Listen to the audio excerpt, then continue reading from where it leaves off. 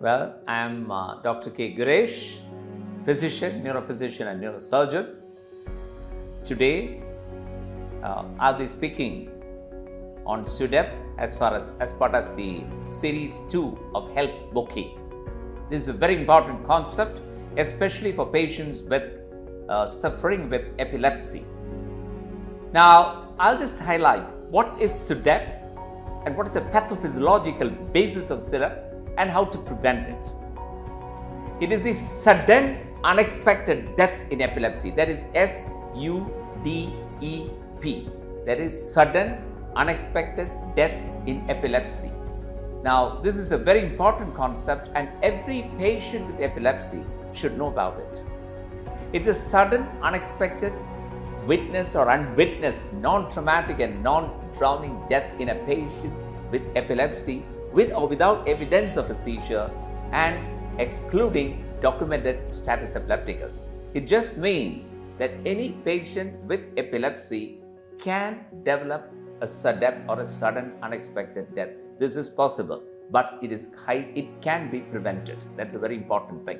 And that's what I want to highlight in this.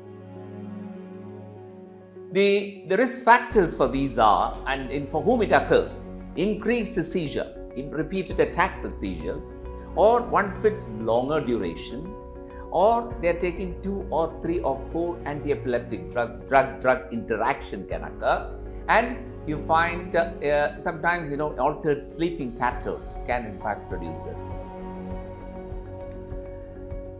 What is the pathophysiology? When a seizure occurs repeatedly, an epilepsy or fit occurs, what happens? There will be a lot of chemicals that are released within the body, and these chemicals will start attacking the heart, and it can produce myocardial fibrosis. It can produce immediately, it can produce arrhythmias, that is, the heart becomes irregular.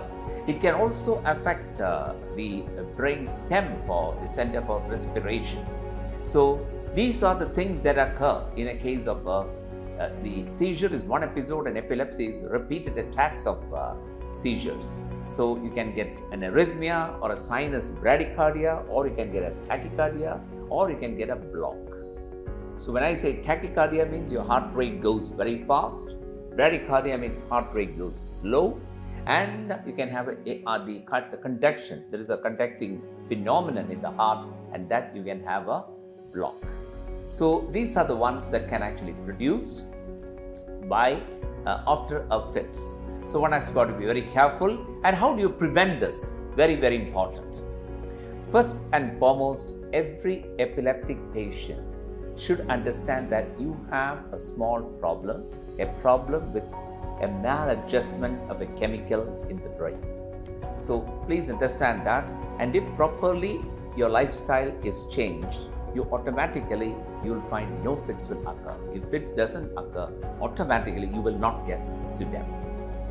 So take the anti-epileptic medications very regularly, number 1.